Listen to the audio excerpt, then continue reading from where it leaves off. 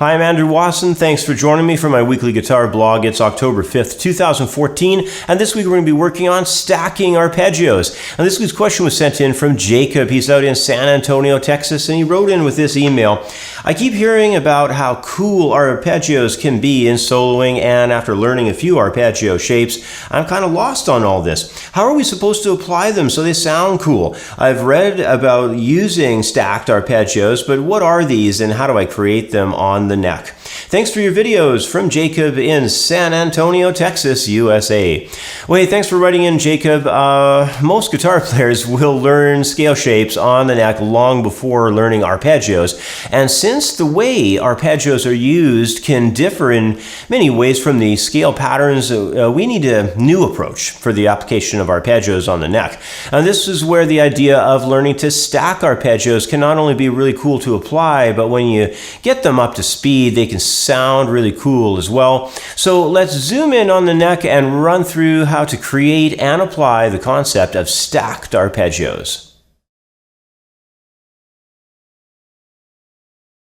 Well, let's begin by having a run through a couple ways of demonstrating how a few common layouts of typical major and minor arpeggios would tend to be laid out as fingering patterns on the guitar neck. Now, first, here's a common 6-string layout of an A major triad arpeggio.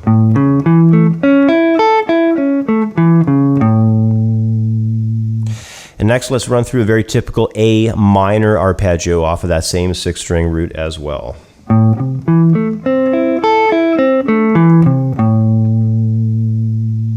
Now, as you can tell here, the arpeggio patterns played in these layouts are kind of challenging the way the notes are laid out, and they're basically the string sets are running out quickly before we can really do all that much with them. And as we travel across the neck, they have a lot of alterations to the fret hand fingerings, which doesn't really make them the easiest if we wanted to eventually play them at a fast speed. So using the A major arpeggio from our initial exercise, let's take a fingering selection from it, just that selection right there, the root, third, and fifth. And we're going to stack that fingering pattern across the neck. So we'll go from the 5th fret 6th string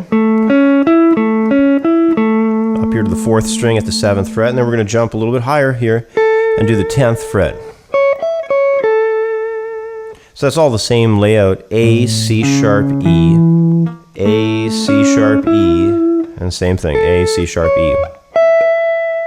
And when you stack them all together and play them straight across, one more time.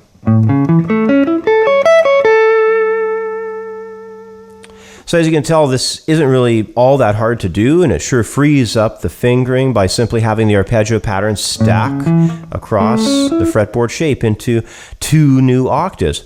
And using the same principle, we can also work out a pattern just as easy for the A minor arpeggio layout as well. So let's check that out right now.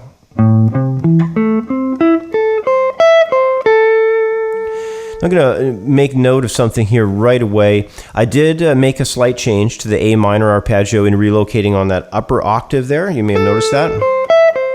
So instead of playing it like this as the other stacked shapes,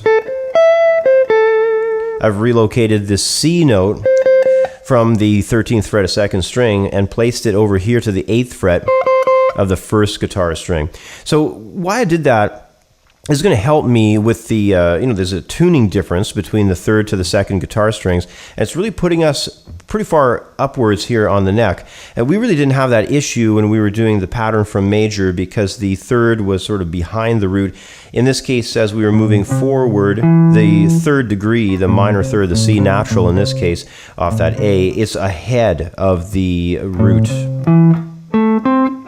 Now with that tuning difference, placing things even further toward the body, that's why I went and put that C note elsewhere. So keep that in mind, and you can alter any arpeggio tone's placement at any time you wish, and it does make things easier, as you move across the neck in a lot of cases. You just go faster with the shape. So once again, here's major, and here's minor.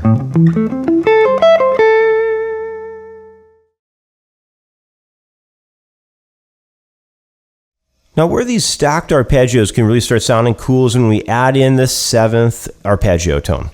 So the arpeggio changes when we do that from the triad quality of being root third and fifth over to the seventh chord quality when we're adding in that seventh arpeggio tone. So we get root, and then we can have the seventh come back in and roll through the third and the fifth and have the seventh on top. And if we're stacking them, it winds up fattening up the tone quite a lot.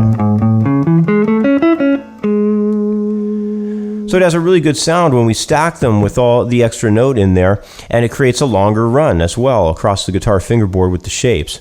Now here's how an A major 7 arpeggio sounds when it gets stacked in the same manner as to how we were stacking those triads.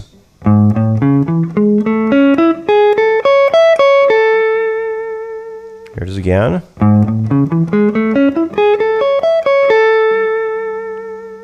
So we're just rolling in from the seventh to the root, and then we're passing through the third and into the fifth.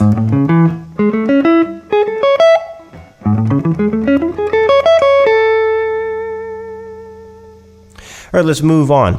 In wrapping up, I wanted to demonstrate how these stacked arpeggios can be put to good use as guitar licks and runs. And the concept I'm using in this next example is one where the major 7th arpeggio line runs halfway across the neck, and then we're going to double back, creating a brief sequenced phrase, and then it's going to continue the run across to eventually reach the top strings there.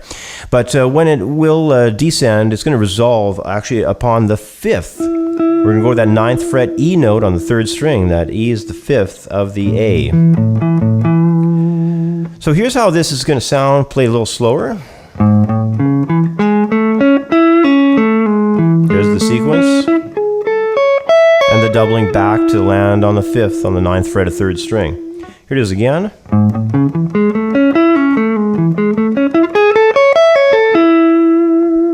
It's a very cool sound. Here it is one more time.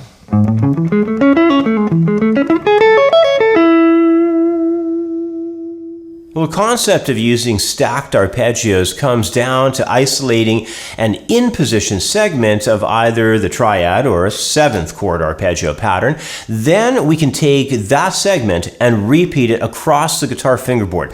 Now, normally we can extend the range of an arpeggio into 2 or even, if we wanted to, even 3 octaves. And when we double back and sequence the arpeggio, as we had done in our final example, we can get a lot more range out of the arpeggio overall, making stacked arpeggio concepts a very useful way of musically putting arpeggios into use. Anyway, that's what all the time I have for today. As always, thanks for watching. Have yourself a great week, and I'll catch up with you next time. Bye for now.